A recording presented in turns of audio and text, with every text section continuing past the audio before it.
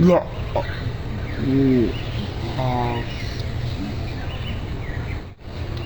حياتي.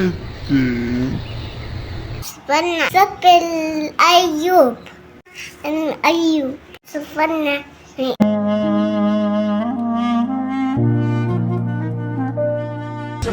أماه إن عز اللقاء تصفري، ما كان قلبي يا حبيبة قاسيا، أمشي على جمر المخاطر.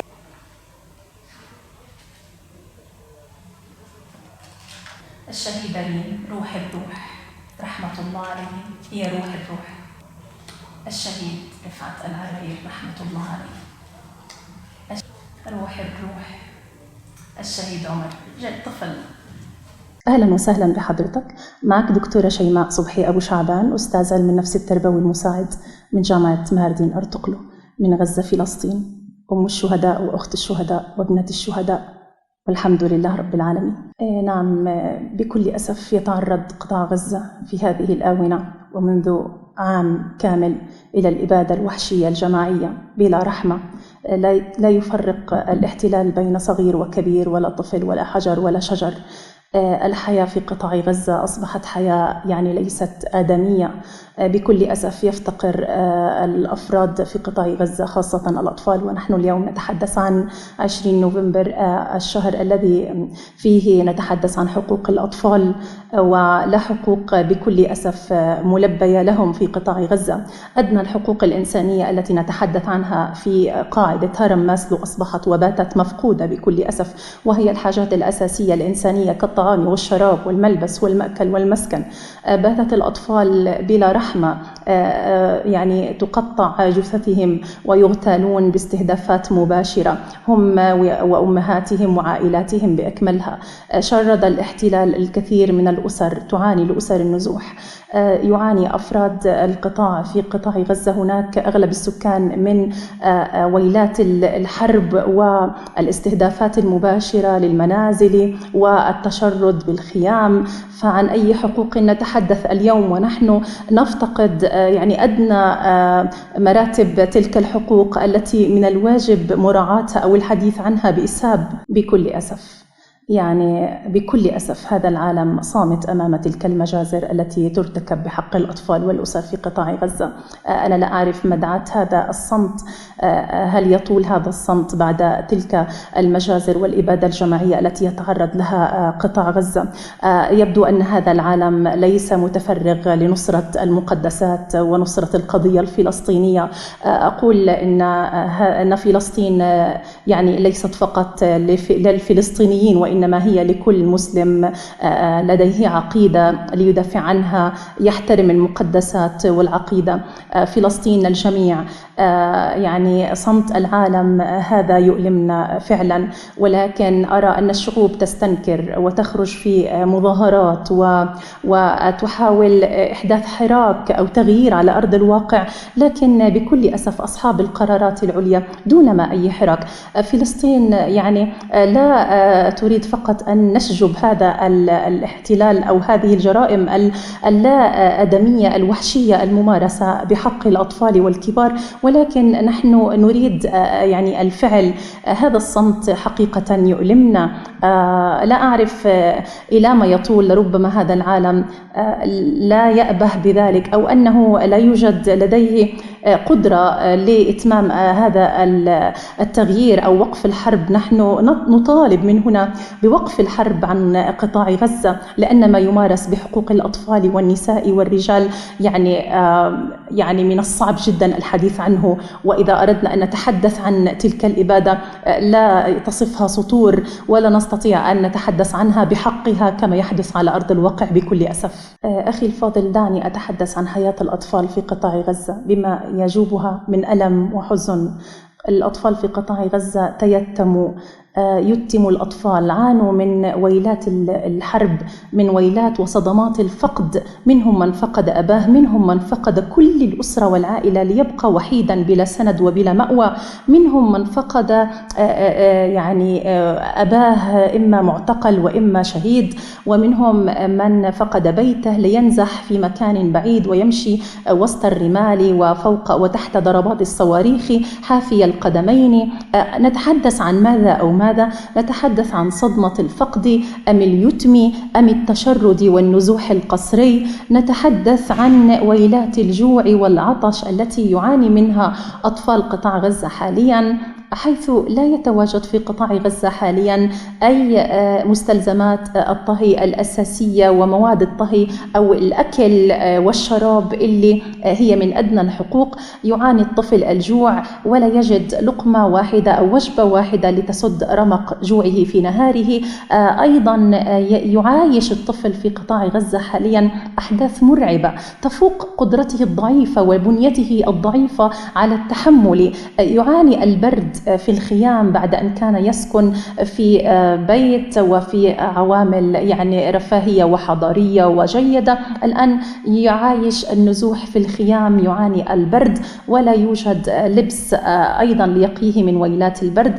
لا نتحدث فقط عن الصواريخ وعن الوحشية والإبادة الجماعية التي تنتهك بحق الأطفال، وإنما الظروف القاسية التي يعيشها الأطفال لا يمكن للكبار أصلا أن يعايشوها أو يتحملوها، فما بالك عندما يتحملها الطفل صغير. نتحدث الآن عن الطفل الجنين الذي يولد من رحم أمه ليخرج إلى النور ليجد أنه ابن شهيد، وبعدها بفترة يقتل من قبل الاحتلال وهو عمره أيام، ليصبح هذا الطفل المولود حديثا شهيد، يحمل اسم شهيد، يسمى على اسم أبيه الشهيد فيستشهد ليكون شهيد، يحمل اسم شهيد. عندما نتحدث عن الأطفال التي الجثث الملقاة على الأرض في الطرقات والمشافي ومكتوب عليها أطفال مجهولي الهوية، ليس لهم أي أحد يتعرف عليهم، أطفال عاشوا مع النزوح التيه وعاشوا مع أسر ليست بأسرهم الأصلية لأنهم فقدوا آبائهم أثناء النزوح أو أهلهم، أطفال تقطعوا أشلاء أو قطعوا أهلهم أشلاء أمام أعينهم. كيف للطفل أن ينسى هذا المشهد أمام عينيه؟ كيف للطفل يقول لي عمره 12 عاما يقول لي أنا بدلا من أن ألعب في هذا العمر وأتمتع بطفولتي، أتدرين ماذا أفعل؟ أنا أجمع الأكياس لكي ألملم أشلاء أسرتي التي فقدتها في الحرب. هذا كان دوري في حرب غزة، أن أجمع الأكياس حتى أجمع أشلاء أمي وأبي وإخوتي وأجمعهم وأضمهم إلى صدري، ومن ثم أذهب بهم لأواري بهم تحت التراب. كيف نقول عن هذه الطفولة وعن أي حقوق نتحدث؟ تلك الحقوق التي للأسف فقدت. يعني عندما نتحدث أيضا ليس فقط عن صدمة الفقد أو النزوح أو الجوع والعطش، وإنما عندما نتحدث عن الاعتقال الممارس بحق الأطفال والتنكيل والضرب الممارس بحقهم. ماذا يعني أن تجمع الأطفال في معتقل؟ ماذا يعني أن تضرب الأطفال وأن تنكل بهم؟ أيضا الكثير من الأطفال عايشتهم وشاهدتهم لديهم الكثير من أعراض الاضطرابات النفسية كالقلق والتوتر والخوف والاكتئاب واضطراب كرب ما بعد الصدمة، والعديد من الأطفال المصابين الذين فقدوا أطرافهم وعانوا من البتر لا يستطيعون حتى أن يلعبوا أو يتموا أمور حياتهم. كيف للطفل يقول أريد أن أصفق مع الأطفال في لعبة ويداه مقطوعتان ويريد أن يلعب بالكرة وأيضا قدمه مبتورة؟ عن أي حقوق نتحدث؟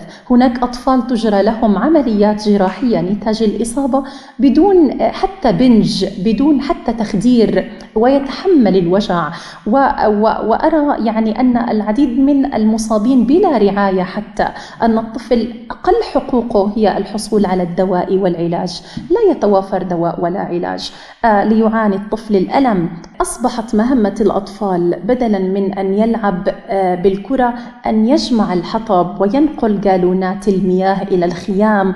أصبح الأطفال يستنشق الفسفور، أصبحوا الأطفال يعي جيداً الطفل ما بين الرصاص والحزام الناري والقنابل الارتجاجية. لماذا يعيش الطفل هذه الأحداث؟ هذا ما نريد أن نتحدث، هذا هو واقع الأطفال في قطاع غزة حالياً بكل أسف. لا حول ولا قوة إلا بالله العلي العظيم. نقول اللهم لك الحمد، نحن رضينا بقضاء الله وقدره. لقد فقدت 3 أطفال من أبنائي. ابني الكبير 18 عاماً، بدأ بدخول الجامعة في تخصص الIT عماد. وفقدت ابنتي ذات 14 عاماً سارة. وفقدت ابنتي طفلتي الصغيرة يارا 2.5 سنين. فقدتهم أمام عيني. رسالتي يعني نحن نؤمن بالله عز وجل وبقضاء الله وقدره، ومع ذلك ينتابنا الحزن الشديد. يعني إن العين لتبكي وإن القلب ليحزن وإنا على فراقهم لمحزونون.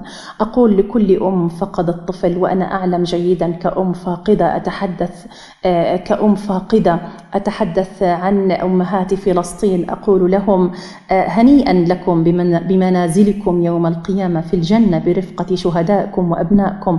أنا أعلم جيدا قسوة وصعوبة أن تفقد الأم فلذة كبدها ابنها أغلى ما تملك، خاصة إذا كانت فاقدة لعدد من الأبناء. هذا ليس يسيرا أو سهلا عليها. أقول لهم اصبروا وصابروا ورابطوا. نسأل الله عز وجل أن تكون يعني تجمعنا معهم يوم القيامة في الجنة إن شاء الله تعالى. هذا حزن ومصاب جلل، ولكن عزاؤنا ويعني كرم الله لنا أنهم فقدوا شهداء إن شاء الله بمرتبة عالية عند الله عز وجل. أسأل الله عز وجل لنساء غزة الصبر واحتسابهم عند الله لنصرة فلسطين. نحن نقول اللهم خذ من أموالنا كي ترضى، وخذ من أولادنا كي ترضى.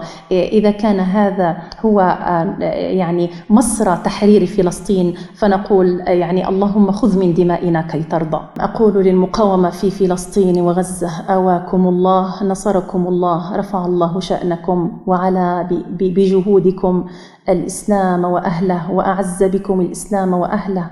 أسأل الله عز وجل النصرة لكل مجاهد يحمل هم القضية وهم فلسطين، سواء في أرض المعركة في داخل فلسطين أو خارجها. هناك من يدافعون عن فلسطين وينددون بما يفعله الاحتلال خارج فلسطين. نحن يعني نرى أنهم أيضا في جهاد معنا، وهذا يعني لا ينقص من دورهم. نحن بحاجة إلى تكثيف الجهاد من أجل تحرير المسجد الأقصى وتحرير غزة من دنس اليهود. وأقول العالم يرى أن غزة إن وقفت الحرب تحتاج إلى سنوات وسنوات للإعمار، ولكن أنا أقول وبكل حزم وصدق أنني أعرف غزة وأعرف رجال غزة ونساء غزة، وأنا من غزة. أقول غزة بإذن الله إن وقفت الحرب ستعود عامرة بإذن الله تعالى سريعا إن شاء الله. وهذا ما شهدناه في حروب سابقة، ولكن هذه الحرب كانت أكثر شراسة وأكثر يعني قسوة من سابقها.